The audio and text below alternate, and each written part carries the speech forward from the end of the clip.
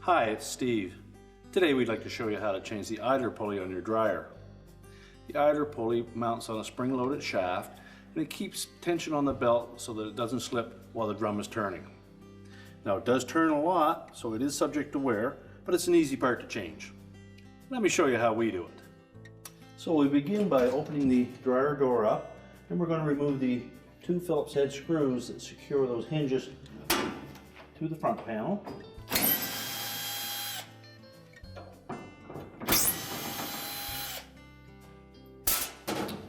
And then you can just lift up on that door, and that will free those hinges because they have little arrowhead fashions on the end of them.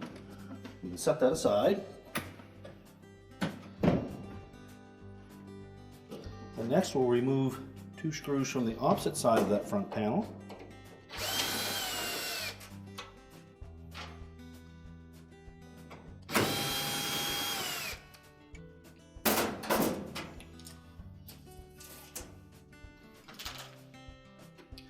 Now just grasp the top edges of that front panel and just turn them outwards a bit to release the top, tilt it down, and then we can lift it off the clips at the bottom. We'll just set that aside. Now next we'll remove two screws right up at the top here that go through a bracket that holds the main top in place.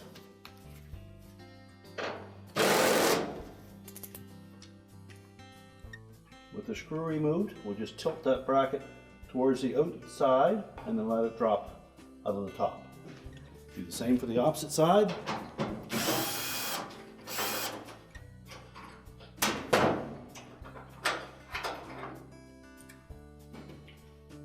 Now with those screws removed, we can then lift up on that top and then we'll tilt it back on its hinges.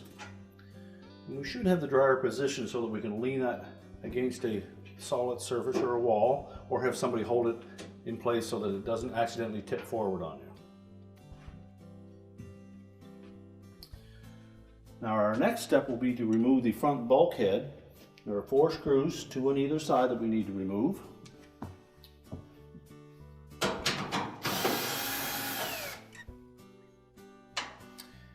And typically you will see 2 screws together in the bottom left corner and the top right corner.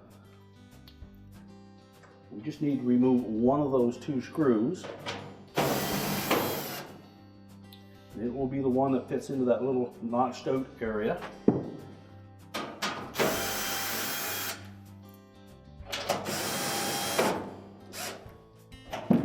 And just support that as you remove the last screw.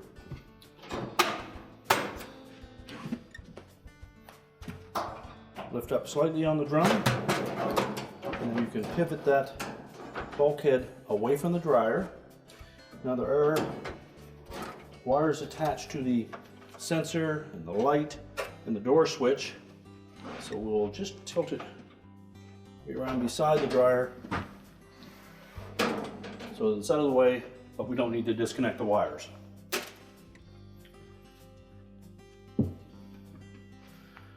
Now our next step will be to release the belt from the idler pulley. It's located directly behind the motor.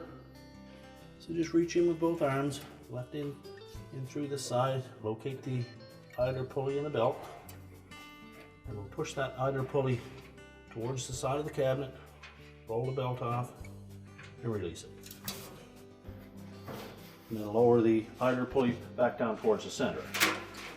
That should free the belt up. Now at this point, we'll use the belt to support the weight of the drum. We'll lift it up and pull it right out through the front of the dryer, and we'll set that aside. Now to change the idler pulley, we'll go to the back of it and you'll note that there's a little E-ring that we need to slide off of that mounting shaft, and then we can pull a pulley off and replace it. So our next step is to remove this little E-ring. We'll just take a flat blade screwdriver, pry that off of the shaft.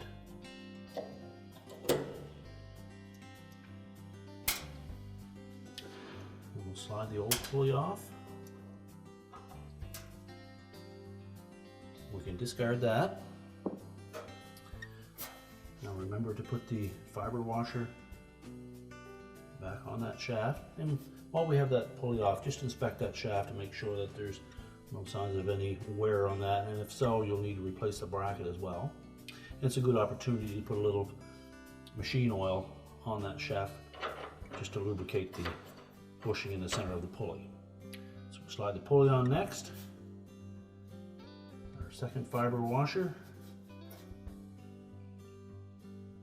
And then slide that E-ring back on and make sure it snaps into place. And now we're ready to put the drum back in. So we're now ready to put the drum back in place. So we'll support it with the belt, fit it through the opening, and then we'll set the drum on the rear drum rollers. Just get that belt roughly in position. We can secure that after the drum and bulkhead are in place. So we're going to reach in with our left hand, locate that belt, and with the right hand, make sure that the groove side of the belt is facing towards the drum. And we're just going to lay it over the top of the idler pulley, roll it around it, then we'll push that whole idler pulley towards the motor.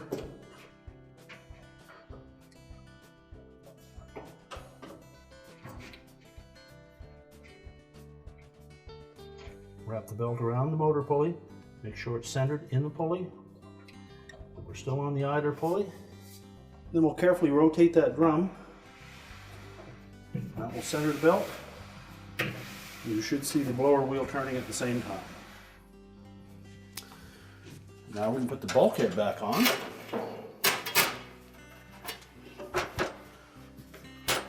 Make sure the rubber gasket is firmly seated on that duct outlet.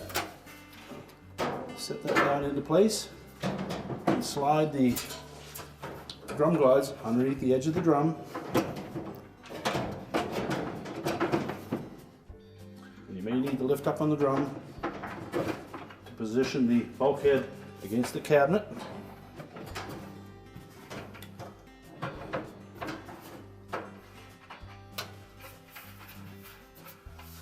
And again, we'll tuck that felt to the outside of the drum.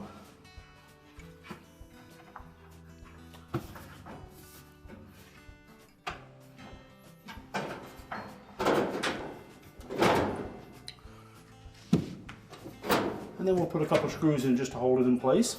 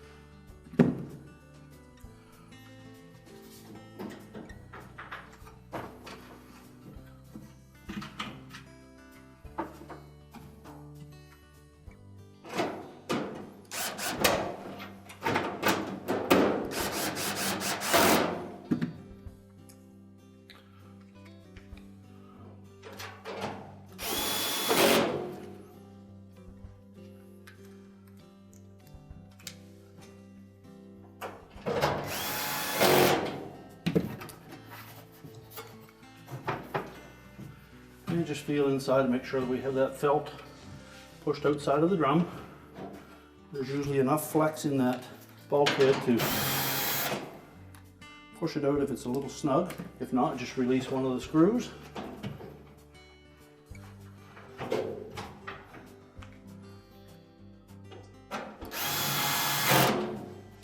And again, just rotate that drum to make sure that it turns freely.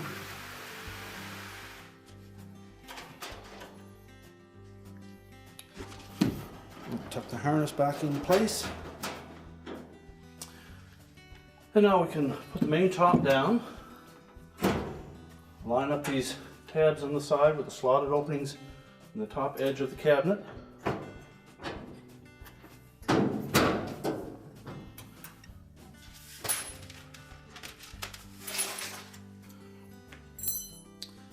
We'll reinstall the hooks, and you'll note just under the edge of that main top there's a little slot.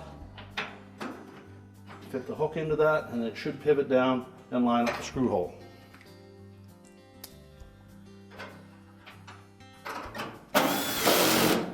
Secure it with the 5/16 screw.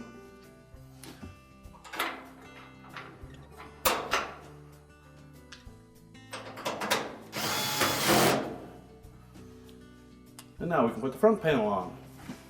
We'll start by sitting it over the clips at the bottom.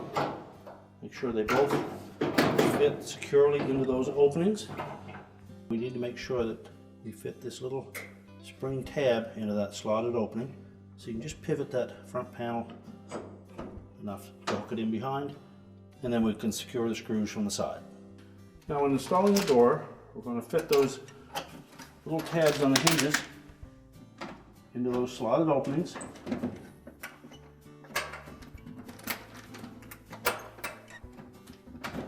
With both fully inserted, you should be able to just push down on the door and it will stay in place.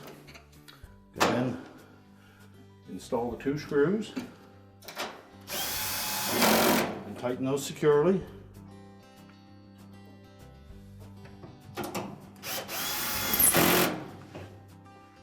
And then we'll put the 2 in on the handle side.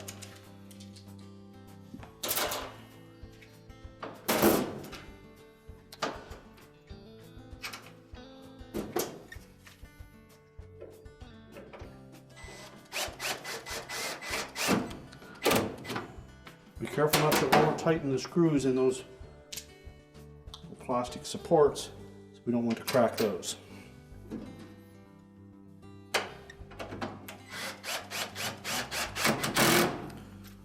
Make sure the door closes securely. And if we've moved the dryer out, we can now push it back into position. We're ready to plug the dryer back in and our repair is complete.